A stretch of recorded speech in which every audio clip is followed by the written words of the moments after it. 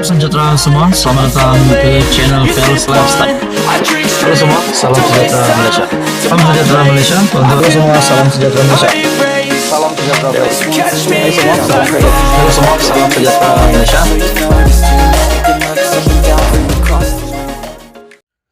Halo semua, salam sejahtera Malaysia, tuan-tuan dan puan yang amat dihormati.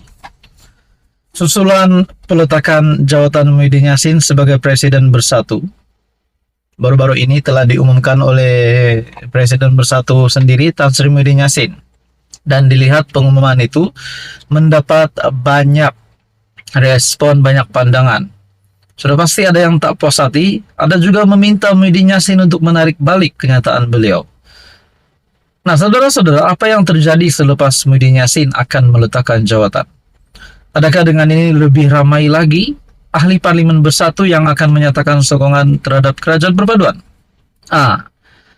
Bercakap tentang peralihan sokongan pula, saya melihat dalam satu ulasan ataupun satu artikel dikongsikan daripada Syahabuddin Husin ataupun syahabuddin.com yang menyebut beberapa pihak ataupun menyebut salah satu kepimpinan tertinggi bersatu, ketua pemuda, ketua armada Parti Pribumi Bersatu Malaysia, yaitu Wan Ahmad Faisal, Wan Ahmad Kamal, yang mendakwa semua ahli parlimen Perikatan Nasional, semua ahli parlimen PN telah dihubungi Datuk Botak bagi memujuk mereka beralih sokongan kepada Perdana Menteri Datuk Seri Anwar Ibrahim. Ini pasti satu maklumat yang bocor, satu lagi maklumat yang panas. Wan Ahmad Faisal mendedahkan bahwa kesemua ahli parlimen PN sudah dihubungi, tetapi dalam masa yang sama ahli-ahli parlimen yang terbabit berkaitan dengan yang mempunyai kes mahkamah tidak dihubungi. Di dalam perkongsian daripada Syahabuddin berkata, ahli parlimen Macang itu bagaimanapun menjelaskan individu terbabit tidak menghubungi ahli parlimen yang mempunyai kes mahkamah. Semua yang ada kes mahkamah atau kena ugut LHDN, Lembaga Hasil Dalam Negeri, dan sebagainya tidak didekati, tetapi yang lain semua saya rasa sudah dihubungi Datuk Botak. Macam Tan Sri Muhyiddin Yassin tidak perlu dihubungi, Datuk Seri Hamzah pun tidak.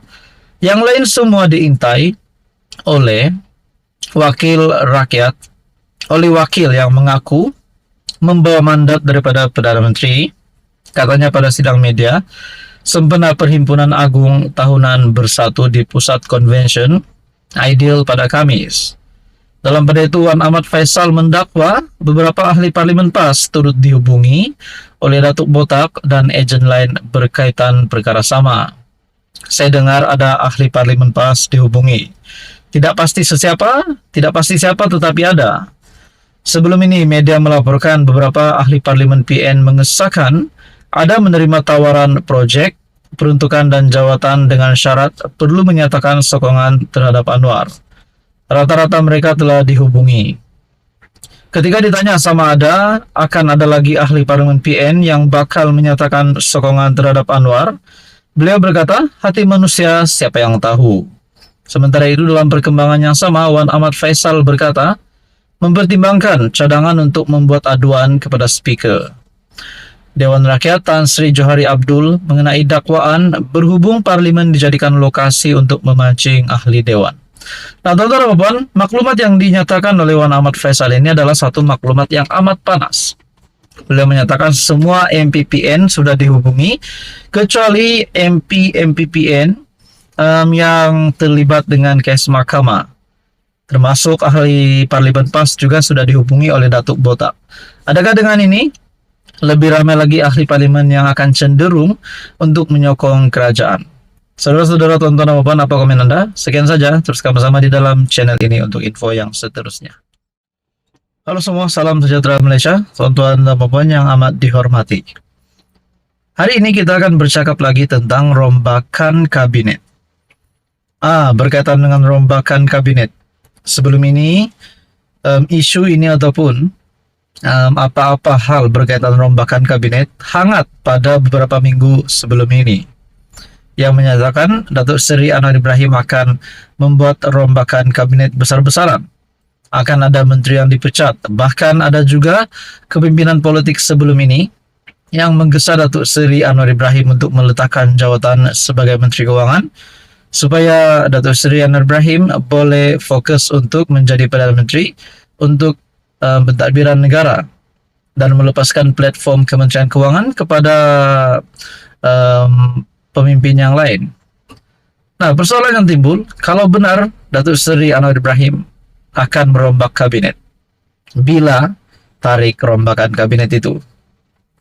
Baru-baru ini di dalam podcast Keluar Sekejap menyatakan, dalam sebuah artikel yang saya lihat daripada Harapan Daily, perkongsian artikel ini menyebut podcast Keluar Sekejap membuat ramalan bahwa rombakan kabinet akan dilakukan pada tahun hadapan, pada bulan Januari.